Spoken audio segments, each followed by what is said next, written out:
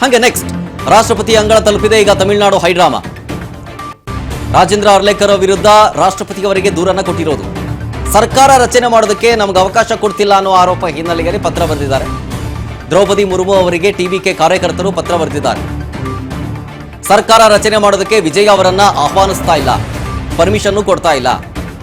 ಹೀಗಂತ ರಾಷ್ಟ್ರಪತಿ ದ್ರೌಪದಿ ಮುರ್ಮು ಅವರಿಗೆ ಇಮೇಲ್ ಮುಖಾಂತರ ಕಂಪ್ಲೇಂಟ್ ಅನ್ನ ಕೊಡಲಾಗಿದೆ.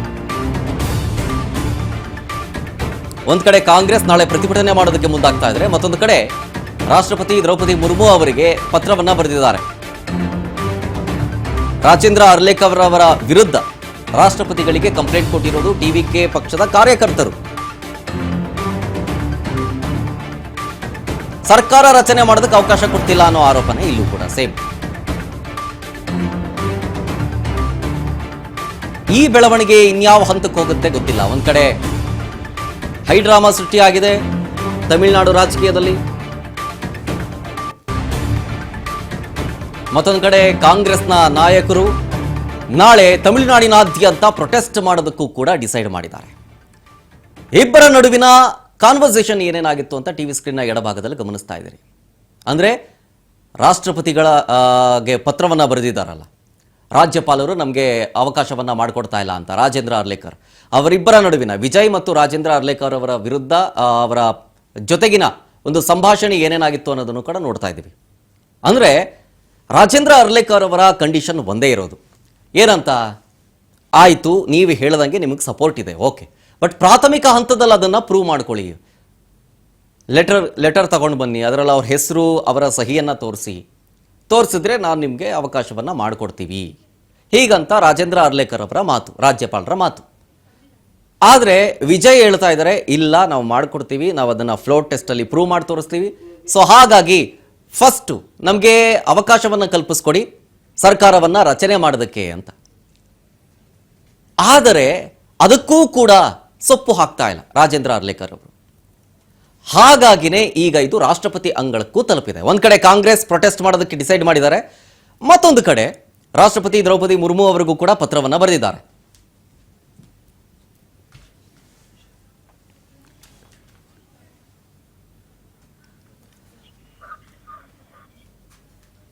ಓಕೆ, ಇದ್ರ ಬಗ್ಗೆ ಇನ್ನಷ್ಟು ಮಾಹಿತಿ ಕೊಡ್ತಾರೆ ನಮ್ಮ ಪ್ರತಿನಿಧಿ ಶಿವು ತಮಿಳುನಾಡಿನಿಂದ ಫೋನ್ ಸಂಪರ್ಕದಲ್ಲಿದ್ದಾರೆ ಸದ್ಯಕ್ಕೆ.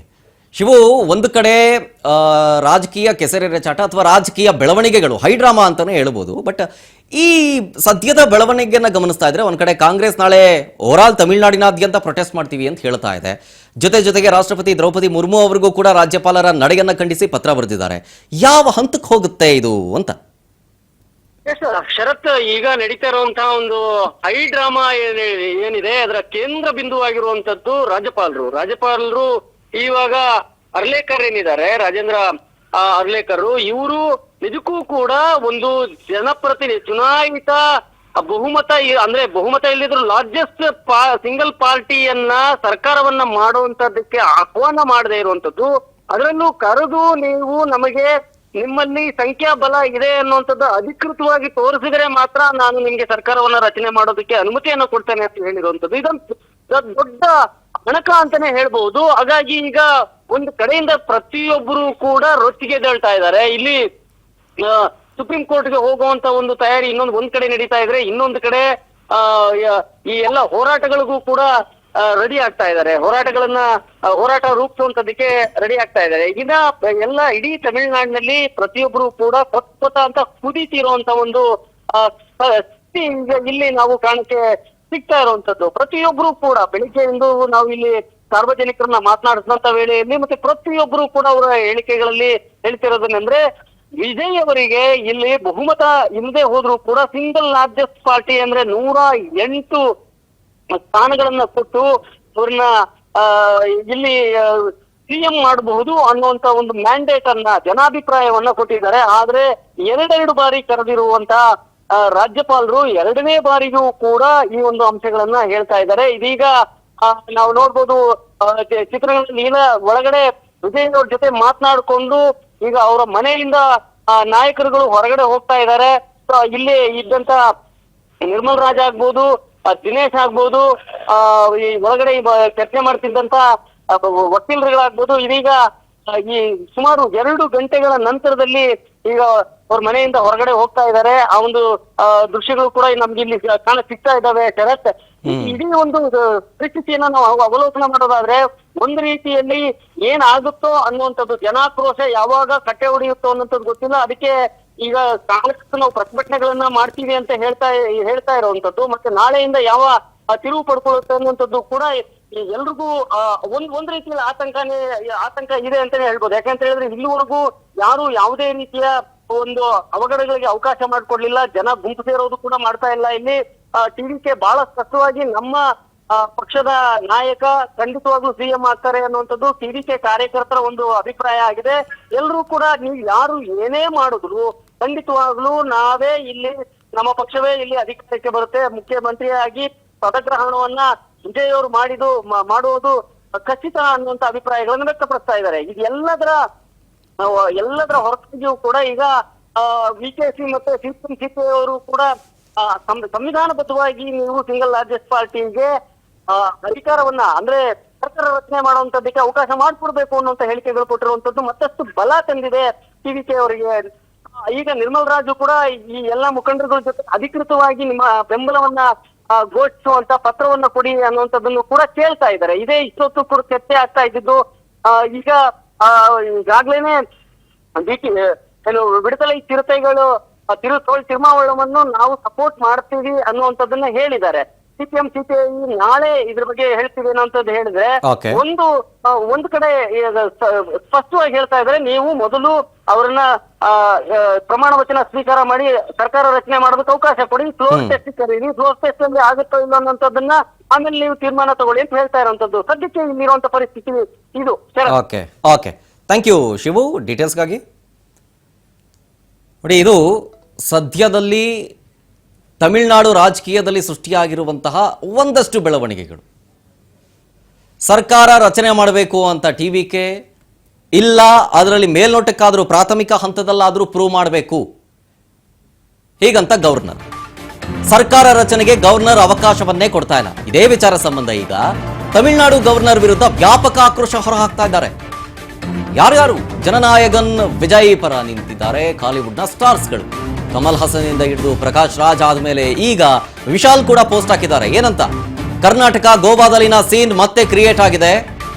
ಸರ್ಕಾರದಲ್ಲಿ ಈ ರೀತಿಯಾಗಿ ಆಗಬಾರದು. ಅಂದ್ರೆ ಕರ್ನಾಟಕದಲ್ಲಿ ಸರ್ಕಾರ ರಚನೆಗೆ ರಾಜ್ಯಪಾಲರು ಅನುಮತಿಯನ್ನ ನೀಡಿದ್ರು. ಅದಾದ್ಮೇಲೆ ಅವರಿಗೆ ವಿಶ್ವಾಸಮತ ಸಾಬೀತಿಗೆ ಸೂಚಿಸಲಾಗಿತ್ತು. ಆದರೆ ರಾಜ್ಯಪಾಲರು ವಿಜಯ್ಗೆ ಯಾಕೆ ಮಾತ್ರ ಅವಕಾಶ ಕೊಡ್ತಾ ಇಲ್ಲ? ರಾಜ್ಯಪಾಲ ರಾಜೇಂದ್ರ ಅರ್ಲೇಕರ್ಗೆ ನಟ ವಿಶಾಲ್ ಪ್ರಶ್ನೆ ಮಾಡ್ತಾ ಇದ್ದಾರೆ.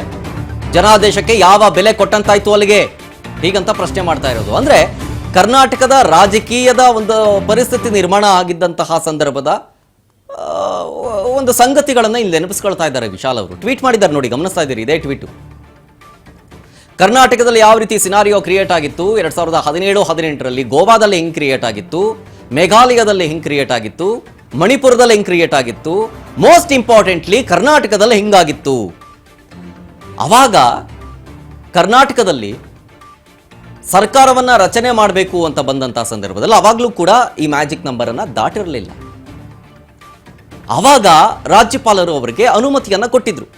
ಆಯ್ತು, ಸರ್ಕಾರ ರಚನೆ ಮಾಡಿ ನೀವು ಪ್ರಮಾಣ ವಚನ ಸ್ವೀಕರಿಸಿ, ಅದಾದ್ಮೇಲೆ ಫ್ಲೋರ್ ಟೆಸ್ಟ್ ಮಾಡಿ ಅಂತ ಹೇಳಿದ್ರು. ಅದಾದ್ಮೇಲೆ ಅವರಿಗೆ ವಿಶ್ವಾಸಮತ ಸಾಬೀತಿಗೆ ಸೂಚಿಸಲಾಗಿತ್ತು. ಹಂಗೆಲ್ಲ ಮಾಡಿದ್ರಿ ಆ ಕಡೆ. ಆದ್ರೆ ಇಲ್ಲಿ ಯಾಕೆ ವಿಭಿನ್ನ?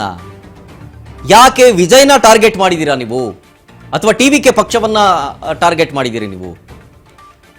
ಎರಡೂ ಬೇಡ. ನೀವು ಜನಾದೇಶಕ್ಕೆ ಬೆಲೆ ಕೊಡ್ತಾ ಇಲ್ಲ, ಹಂಗೆ ಕಾಣಿಸ್ತಾ ಇದೆ ಇಲ್ಲಿ. ಜನಾದೇಶಕ್ಕೆ ಯಾವ ರೀತಿ ಬೆಲೆ ಕೊಟ್ಟಂತಾಯ್ತು ನೀವು ಹಿಂಗೆ ಮಾಡೋದ್ರಿಂದ?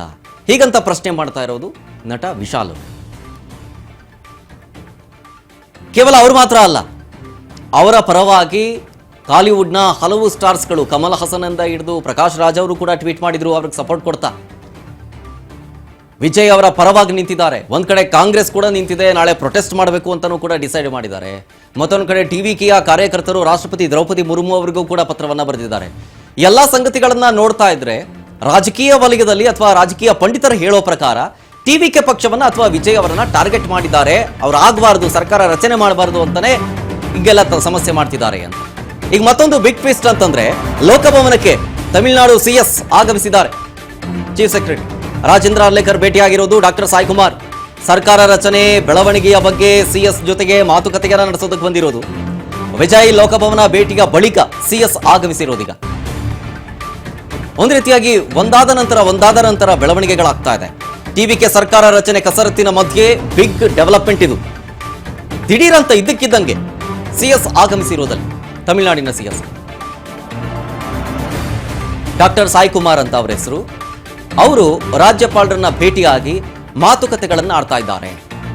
ಏನು ಮಾತುಕತೆ ಅದಿನ್ನೂ ಸೀಕ್ರೆಟ್ ಆಗಿ ಉಳ್ಕೊಂಡಿದೆ. ಆದರೆ ಸಂಬಂಧಪಟ್ಟಿದ್ದು ತಮಿಳುನಾಡಿನ ರಾಜಕೀಯ ಪರಿಸ್ಥಿತಿಯ ವಿಚಾರಕ್ಕೆ ಸಂಬಂಧಪಟ್ಟಂತೆ ಅನ್ನೋದಂತೂ ನಿಕ್ಕಿ. ಒಂದು ರೀತಿಯಾಗಿ ದ್ರಾವಿಡ ನಾಡಲ್ಲಿ ಈ ರೀತಿಯಾದಂತಹ ರಾಜಕೀಯ ಕ್ಷಿಪ್ರ ಬೆಳವಣಿಗೆಗಳು ಈ ಹಲವು ದಶಕಗಳ ಹಿಂದಿನಿಂದಲೂ ಕೂಡ ನೋಡೋದಕ್ಕೆ ಸಿಕ್ಕಿರಲಿಲ್ಲ. ಆದರೆ ಟಿವಿಕೆ ಪಕ್ಷ ಅಧಿಕಾರಕ್ಕೆ ಬಂದ ದಿನದಿಂದ, ಅಂದರೆ ರಿಸಲ್ಟ್ ಬಂದ ನೆಕ್ಸ್ಟ್ ಡೇ ಇಂದನೂ ಕೂಡ 2-3 ದಿನಗಳಿಂದಲೂ ಕೂಡ ಈ ರೀತಿಯ ಡೆವಲಪ್ಮೆಂಟ್ಗಳನ್ನು ನೋಡೋದಕ್ಕೆ ಸಿಗ್ತಾ ಇದೆ. ಜನಾದೇಶ ಇದು ಅಂತ ಒಂದು ಕಡೆ ಒಪ್ಕೊಳ್ತಾ ಇದ್ರೆ, ಆದರೆ ರಾಜ್ಯಪಾಲರು ಮಾತ್ರ ಯಾಕೋ ಅಟ್ಲೀಸ್ಟ್ ಇನ್ ರೆಕಾರ್ಡ್ ಆದರೂ ಪ್ರೂವ್ ಮಾಡಿಕೊಡಿ, ಪ್ರಾಥಮಿಕ ಹಂತದಲ್ಲಾದರೂ ನೀವು ಪ್ರೂವ್ ಮಾಡಿ, ಮ್ಯಾಜಿಕ್ ನಂಬರ್ ದಾಟಿದೆ ಅಂತ ಅವ್ರ ಹೆಸರು ಅವರ ಸಹಿ 2 ಕೊಟ್ಬಿಡಿ ಸಾಕು, ನಮಗೆ ನಾನು ನಿಮಗೆ ಅವಕಾಶ ಮಾಡಿಕೊಡ್ತೀನಿ ಅಂತ. ಐ ಥಿಂಕ್ ಅವರ ಪ್ರಕಾರ ಸುಮ್ಮನೆ ರಾಜಕೀಯ ಕೆಸರೆ ರೆಚಾಟಗಳು ಬೆಳವಣಿಗೆಗಳು ಆಗೋದಕ್ಕಿಂತ ಅಟ್ಲೀಸ್ಟ್ ಪ್ರಾಥಮಿಕ ಹಂತದಲ್ಲಿ ಪ್ರೂವ್ ಮಾಡ್ಕೊಳ್ಳಿ ಅನ್ನೋದಿರ್ಬೋದೇನೋ ಮನಸ್ಥಿತಿ ರಾಜ್ಯಪಾಲರದ್ದು. ಆದರೆ ಇಲ್ಲಿ ಪಕ್ಷಗಳ ಒಂದು ನಡೆಯೇ ಬೇರೆ. ಇದು ಡೈರೆಕ್ಟ್ಲಿ ಆರ್ ಇಂಡೈರೆಕ್ಟ್ಲಿ ಆಗಿರ್ಬೋದು. ಟಿವಿಕೆ ಅಧಿಕಾರಕ್ಕೆ ಬರಬಾರ್ದು ಅನ್ನೋ ಥರ ಏನಾದರೂ ಇದೆಯಾ, ಅಥವಾ ಜನಾದೇಶವನ್ನು ನೀವು ಹಿಂಗೆ ಈ ರೀತಿಯಾಗಿ ನೀವು ರಿಜೆಕ್ಟ್ ಮಾಡೋದ್ರಿಂದ ಜನಾದೇಶವನ್ನು ನೀವು ಪ್ರಶ್ನೆ ಮಾಡ್ದಂಗೆ ಆಗ್ಬಿಡುತ್ತೆ.